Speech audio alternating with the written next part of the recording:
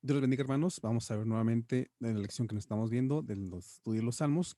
Vamos a continuar con el Salmo 2 antes de, digamos, ir brincando a un salmo más adelante. Y me enfoqué en este principalmente porque hay muchas lecciones importantes que podemos estar aprendiendo en este salmo y vamos a verlo poco a poquito. Como estamos mencionando, el estudio es en Salmo 2 y tiene por título El reinado del ungido de Jehová. Vamos a comenzar. El versículo clave se encuentra en Salmos 2.8 que dice: bienaventurados todos los que en él confían. Ok. Vamos a verlo principalmente en dos partes. La primera parte es el amotinamiento de los pueblos. Y aquí vamos a ver, digamos, digamos, subdivisiones que tenemos: la gente se revela y la respuesta de Dios. Dice el versículos 1 al 3. ¿Por qué se amotinan las gentes y los pueblos piensan cosas vanas? Se levantarán los reyes de la tierra y príncipes consultarán unidos contra Jehová y contra su ungido, diciendo: rompamos sus ligaduras y echemos de nosotros sus cuerdas. Versículos 1 al 3. Vamos a primero la primera parte, que es la rebelión de la gente. Aquí el salmista, vemos aquí dice: ¿por qué se amotinan las gentes? Aquí vemos que el salmista parece desconcertado, o sea, no entiende, no, no comprende la razón por la cual la gente se amotina contra Dios. O sea, no tiene realmente ninguna razón para hacerlo y realmente la gente no obtiene ningún beneficio en rebelarse contra Dios. El salmista menciona que esta posición, su oposición contra Dios simplemente es algo vano, o sea, no tiene ninguna razón de ser. Dice la segunda parte: príncipes consultarán unidos. Desde el tiempo de Babel, conocemos la historia, vemos que la gente continúa, se junta, se reúne y planea en contra de Dios. O sea, lo que ellos están buscando es, piensan que entre dos o tres, entre más personas, lo vimos en Babel, decían: unámonos, juntémonos, tengamos un plan en común, levantemos esta torre y llegamos a donde está Dios y nosotros seamos dioses. O sea, desde ese tiempo, la gente piensa que entre dos o tres o más tienen una mejor posibilidad de combatir contra Dios. Dice la segunda, continúa diciendo el salmista: contra Jehová y su ungido. Ellos se oponen no solamente, se oponen tanto a Jehová como tanto a su ungido. En este caso estamos refiriéndonos a Cristo. Ya que Jesús es la perfecta representación del Padre, oponerse a Dios es oponerse a Cristo, y nos ponemos a Cristo, nos ponemos a Dios. O sea, no, oponerse a uno es obviamente oponerse al otro. Y continúa diciendo el salmista: rompamos sus ligaduras. Ellos piensan los hombres piensan que oponerse a Dios es librarse de una servidumbre. Ellos piensan que Dios es servir a Dios, es servir como esclavos, es ser estar, digamos, mm, ser, digamos, atados principalmente a Dios. Pero realmente esta oposición, esta actitud bueno, es una evidencia, una locura espiritual. Porque Dios en realidad nos libera de servidumbre. Y servir al pecado es lo que nos lleva a una esclavitud. O sea, vean cómo el salmista realmente se extraña, porque dice: ¿por qué se amotina la gente? O sea, ¿por qué piensan esas cosas? ¿Por qué se consultan unidos? ¿Por qué se oponen a Jehová? ¿Por qué dicen que rompamos la ligadura? O sea, el salmista está realmente extrañado porque el salmista conoce de Dios, sabe el propósito de Dios, conoce lo que trae esta rebelión, que lo vimos en Salmo 1, el consecuencia de esta rebelión, y aún así se extraña por qué la gente insiste en oponerse a Dios. Y por eso mucha gente, como menciona aquí Spurgeon, dice: amamos ese yugo o deseamos quitarlo de nosotros.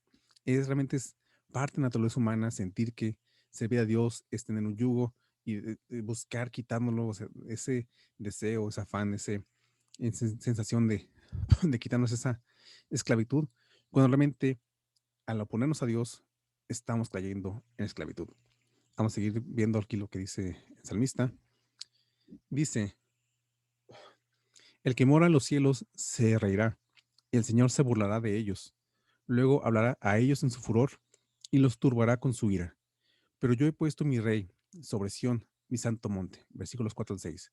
Aquí vemos Vemos la primera parte vimos lo que la gente, lo que hace la gente. Y aquí vemos la burla o la respuesta del Señor. Dice el salmista, el que mora en los cielos se reirá. Dios mira la manera en que los hombres se reúnen en consejo contra él y Dios se ríe. O sea, no tiene temor, no está confundido, no está deprimido por la oposición por parte de los hombres. Dios se ríe de eso. ¿Por qué se ríe Dios? Porque Dios mora en los cielos. Él mora como un gran rey en un glorioso trono. Él no se pasea en el trono del cielo pensando qué es lo que va a hacer, o qué es lo que tiene que hacer, o qué es lo que debe de hacer.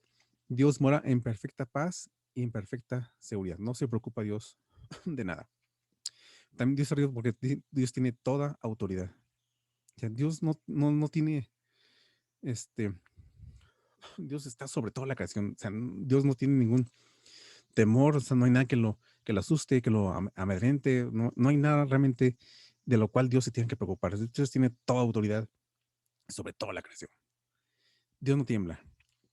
Dios no se esconde detrás del trono, Dios no pone una muralla en el cielo, Dios no empieza a contar los enemigos y decir, bueno, así me alcanzan, tengo tantos ángeles, ellos tienen tantos, me va a alcanzar la fuerza. No, Dios ni siquiera se levanta del trono donde está sentado. Dios los ve y se ríe, o sea, no le, no tiemblan, ni siquiera lo mueven a la más mínima respuesta por parte de Dios.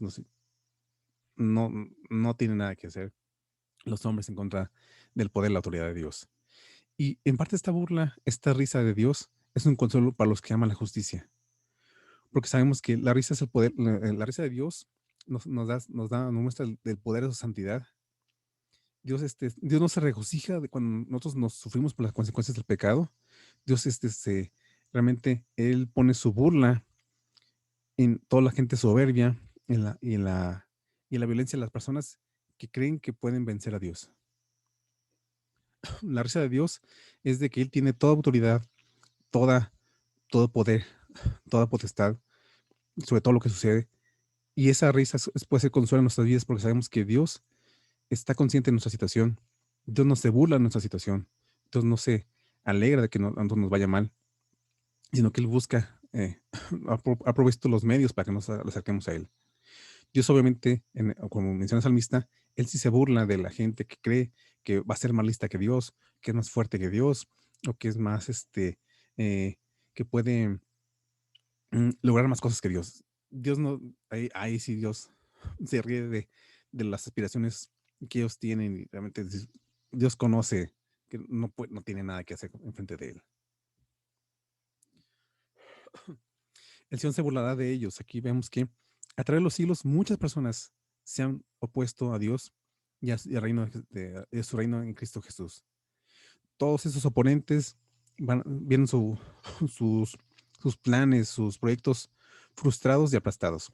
Un ejemplo muy, digamos, curioso, podemos verlo como un famoso oponente contra el cristianismo fue el emperador Diocleciano. Él era un enemigo tal que él se jactaba y él decía que había derrotado por completo al cristianismo. Hizo grabó medallas, inscripciones diciendo, el nombre del cristianismo ha sido extinguido. También puso monumentos a las fronteras del Imperio Romano, diciendo que el emperador extendió el Imperio Romano hasta al este y al oeste, y extinguió el nombre de los cristianos, quienes trajeron a la República hacia la ruina. Dice, también puso otra inscripción diciendo que el nombre del cristianismo fue abolido en todas partes al haber extendido la adoración de los dioses. Algo curioso del emperador Diocleciano es que él fue el primer emperador que renunció a su cargo de César. Todo esto fue después de una extensa campaña que él tuvo, contrajo una enfermedad y poco a poco fue acabando con su fuerza, con su vigor, con su salud. Y después obviamente, ya no podía mantener gobernando el imperio, entonces él nombró herederos y él se retiró, digamos, a su espacio de campo, a una casa aparte a descansar y, digamos, a vivir sus últimos días. Lo curioso de esto, que este emperador tan fuerte, tan vanidoso, tan tan soberbio, es que vemos como poco a poco fue minando su fuerza, poco a poco fue minando su influencia, y también él vivió lo suficiente para ver cómo su imperio, todo lo que él había construido, se empezó a resquebrajar, se empezó a dividir, se empezó a destruir. Y curiosamente, aquí vemos como un poquito, digamos, podemos decir como que la burla de Dios, que él conoce lo que pasa, conoce toda la historia. El nieto del emperador Diocleciano fue Constantino I, que conocemos la historia, que fue el que abrió, este, cuando se nombró abiertamente como emperador cristiano. Y qué curioso como el abuelo, en este caso Diocleciano, estaba tan opuesto al cristianismo que se ufanaba de decir que el cristianismo había sido destruido, que prácticamente su nieto lo que hizo fue abrió las puertas al cristianismo. Obviamente ya vimos todo lo que pasó, pero cómo vemos cómo Dios se burla de lo que hizo Diocleciano. Él se burlaba de que había vencido el cristianismo, y Dios le decía, bueno, bueno, ahorita te ríes, pues después vas a ver que tu nieto va a hacer totalmente lo contrario que tú habías hecho. Ahí vemos cómo Dios siempre tiene el control, siempre trabaja más adelante de lo que nosotros pensamos. Y cuando nosotros vemos que, digamos, las cosas son muy difíciles en una situación, vemos que Dios ve y piensa más a futuro, y vemos que Él tiene el poder, la autoridad de cambiar todos los planes de cualquier hombre, por más poderoso, influyente e importante que Él pueda ser o se sienta. Sigue diciendo el salmista, luego hablará a ellos en su furor. Dios se ríe en el cielo, pero Él no permanece inactivo. Antes que Dios actúe contra un hombre desafiante, aquí algo importante, primero les habla. Aquí vemos la gran misericordia de Dios. Él tiene toda la autoridad, todo el derecho para actuar en contra de las personas, de los hombres desafiantes.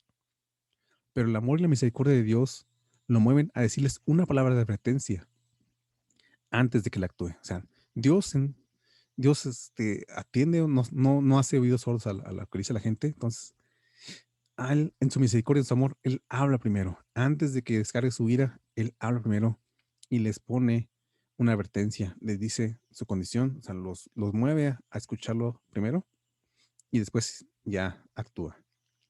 Dice Dios, pero yo he puesto mi rey sobre Sión, mi santo monte. Dios aquí está diciendo que Él estableció un rey. Dios quiere que todos los hombres desafiantes, toda la gente que se opone a Dios, sepan que Él ha establecido un rey. Un rey más grande que todos ellos. Un rey que Dios ha puesto y que Dios lo estableció en Jerusalén, en este caso Sion. La segunda parte del Salmo dice el decreto de Dios a las naciones. Aquí vemos un cambio en la estructura del Salmo, y vemos primero está hablando el salmista, y aquí vemos cómo va a empezar a hablar el Hijo que vimos anteriormente, que es el rey que Dios estableció. Dice el salmista, el Salmo, yo publicaré el decreto. Jehová me ha dicho, mi hijo eres tú, yo te engendré hoy. Pídeme y te daré por herencia las naciones, y como posesión tuya los confines de la tierra. Los quebrarás con vara de hierro, como vasija de alfarero, los desmenuzarás. Muy bien. Ok. Ahí está. Aquí en esta parte que dice el decreto del Hijo, bueno, aquí tengo un error. Si yo publicaré el decreto. Aquí en este pasaje lo que estamos viendo, en esta parte del Salmo 2, es que se está indicando que es el mismo ungido de Jehová el cual está hablando. ¿Sí? Entonces, el ungido que Dios, que vimos en el pasaje anterior, de que había sido puesto por rey. Dice, pero yo he puesto mi rey sobre Sion, mi santo monte. Aquí estamos viendo ya el mismo hijo es quien está hablando, diciendo estas palabras. Mi hijo eres tú, yo te engendré hoy. Aquí el ungido de Jehová recuerda lo que Dios el Padre le habló, y le está identificando como hijo, hijo del Padre, y enfatizando su posición como que el Padre lo engendró. Eh, Aquí algo importante que nos podemos aquí revisar es que, por ejemplo, en las partes de la Biblia hemos visto que en ocasiones los ángeles son llamados como hijos de Dios, pero en un sentido así genérico. Digamos, podemos verlo en o en Job 1:6. Pero el Padre nunca le dijo mi hijo a ninguno de los ángeles. Eso está reservado única y exclusivamente para, para Dios Hijo, la segunda persona de la Trinidad. La vemos aquí en su posición como hijo en Hebreos 1:5, que vemos que es una evidencia de la deidad de Jesús y su superioridad sobre todos los ángeles. Aquí se menciona que Dios le dio un nombre más excelente, que es un nombre sobre todo nombre. Y algo también aquí que vamos a encontrar en esta parte es que la idea de que Jesús fue engendrado, no fue creado. Aquí es algo importante de enfatizar. Dado que Jesús no fue creado, él, sin embargo, él creó todo lo que existe. Que vamos a encontrar en Colosenses 1, del 16 al 17. Engendrar describe una relación entre dos seres de la misma naturaleza y ser en esencia. Nosotros podemos crear cosas. Por ejemplo, un hombre puede crear una estatua, pero nosotros como hombres engendramos, no engendramos a otras personas. Podemos crear una estatua, pero engendramos un hijo. Esa es la principal diferencia. Entonces, por lo tanto, Jesús no fue creado, sino más bien fue engendrado, porque fue hecho por alguien, digamos, de su misma naturaleza y de su misma esencia. Sigue siendo el hijo. Te daré por herencia las naciones. Aquí vemos dos pasajes que vamos a estar hablando de esta parte. Dice, el ungido de Jehová tiene a las naciones como herencia de él. Él reinará sobre todas las naciones y todo juicio se le ha entregado a él. Como vemos aquí en Juan 5:22. En Apocalipsis 11:15 también vemos que, digamos, describe una consumación de esta herencia, que dice, el séptimo ángel tocó la trompeta y hubo grandes voces en el cielo que decían, los reinos del mundo han venido a ser de nuestro Señor y de su Cristo, y Él reinará por los siglos de los siglos. Aquí vemos la consumación de este pasaje que menciona, que le dará por herencia a las naciones. Sigue diciendo, el Hijo, los quebrarás con vara de hierro. El ungido de Jehová tiene tal poder sobre las naciones que esas serán como vasos de barro que pueden ser desmenuzados con un golpe de la vara. Esto demuestra, y regresamos a la primera parte del Salmo, porque es necio para las naciones el desafiar al Señor y a su ungido. No hay razón ni beneficio para su posición desafiante. Como vemos, el salmista estaba desconcertado porque las naciones, los reyes, se rebelan contra Dios. Aquí lo vemos, la debilidad de todas las naciones y todos los reyes. Son como vasijas, vasijas de barro que son destrozadas con una vara de hierro. Es tal, digamos, es tanta la fragilidad que tienen ellos que realmente no es inconcebible para el salmista. Es que no tienen ningún beneficio de hacer lo que ellos hacen. Sigue diciendo, ahora sí regresa la voz al salmista, dice, ahora pues, oh reyes, sed prudentes, admitid amonestación, jueces de la tierra. Servid a Jehová con temor y alegraos con temblor. Honrad al Hijo, para que no se enoje y perezcáis en el camino. Pues inflama de pronto su ira. Pues inflama de pronto su ira. Bienaventurados todos los que en él confían. Son versículos del 10 al 12. Y aquí vemos una otra parte que dice el decreto hacia las naciones. Consejos que es el salmista le da a las naciones. Dice, oh reyes, ser prudentes. El salmista les hace llama a los reyes de la tierra que sometan a Dios, que le den una reverencia apropiada a Dios. En esa sujeción dice, en el lugar de rendición ellos se pueden alegrar, pero con un apropiado temblor. Lo que aquí ah, está pidiendo el salmista es que el salmista, bueno, les aconseja a los reyes que rindan su necio deseo de desafiar al Señor, que reconozcan su lugar, que reconozcan la autoridad que tiene Dios y que tiene el Hijo, el Rey que Él ha puesto por encima de todos los reinos de la tierra, y que en digamos, esa perspectiva nueva que ellos ya tienen, reconozcan su debilidad y sean prudentes y sirvan a Jehová con temor, con reverencia y sumisión. Sigue diciendo el salmista, honrad al Hijo. Esto quiere decir que reconozcamos nuestro lugar apropiado delante de Él, pero que también nos alegremos y tengamos afecto en nuestra relación. O sea, no es una, como decían el primera parte del Salmo, una servidumbre. No, es reconocer solamente nuestro lugar y sin embargo nos alegramos de estar en ese lugar en el que Dios nos ha puesto. Porque reconocemos la diferencia que existe entre Dios y nosotros, entre Jesucristo y nosotros, pero sin embargo nos alegramos de que podamos estar cerca de Él, conocerlo de una forma personal, este, vivir una relación con Él, pero siempre teniendo en cuenta la relación, la diferencia entre nuestra naturaleza y la naturaleza de Dios. Dice,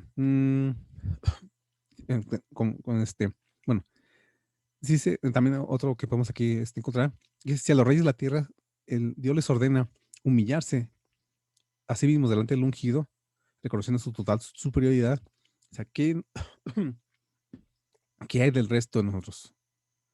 La verdad, a los reyes, Dios, a los reyes y a los príncipes de la tierra, por lo tanto, incluye a toda la humanidad.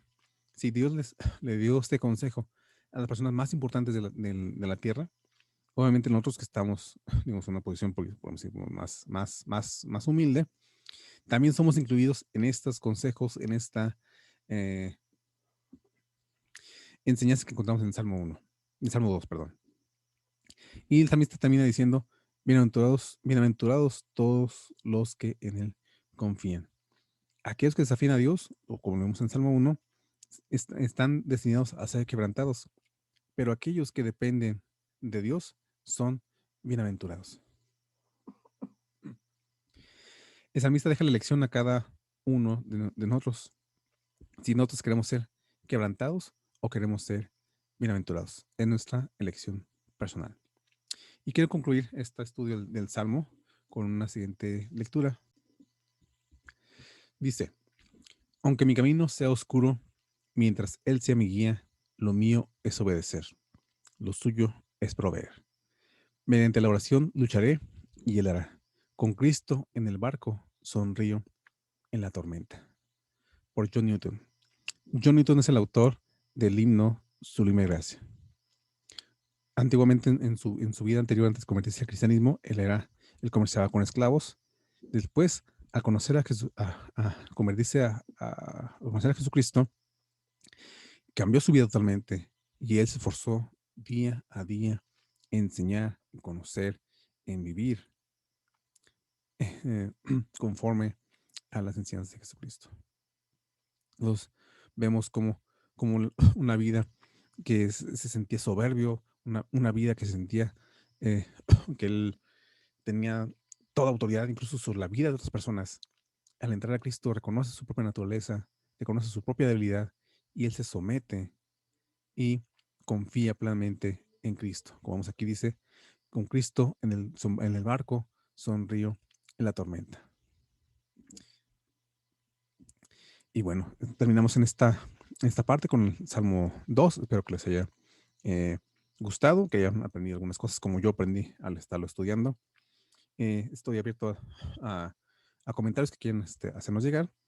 Está en las redes sociales de la Iglesia Metodista Benecer, aquí de Chihuahua, y en la página en los videos de YouTube, pueden dejar en los comentarios, o en la página también de Facebook, también tenemos ahí opciones para que pueden dejar sus comentarios.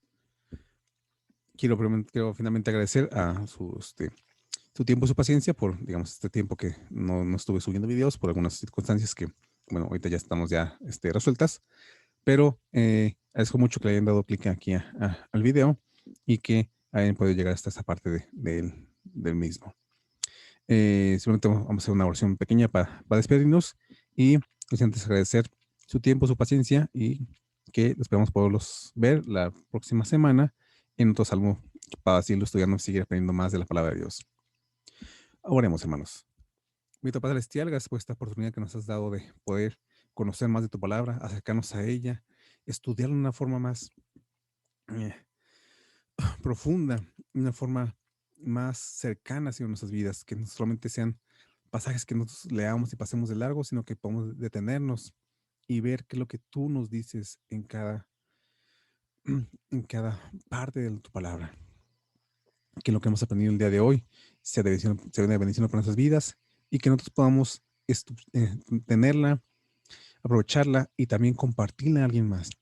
Porque esa es la esencia, Señor, de tu evangelio, que lo que hemos recibido lo compartamos y lo llevamos a otros, para que ellos también conozcan de ti, Señor, que ellos se acerquen a ti y procedan también a arrepentimiento, para que estemos llegado el día, Señor, cuando estemos en tu presencia, podamos ser recibidos en tu gloria. Gracias, Señor, por toda la oportunidad que nos das. Gracias por este estudio. Y guárdanos, Señor, y sosténnos para que podamos seguirnos viendo, Señor, en los estudios posteriores. Y guárdanos, Señor, en medio de todos esos tiempos turbulentos, Señor, porque sabemos en quién estamos confiando y en quién hemos puesto nuestra esperanza. Gracias por todo esto. En nombre de Cristo Jesús, tu Hijo amado. Amén. Bendiciones, hermanos, y nos vemos la próxima ocasión.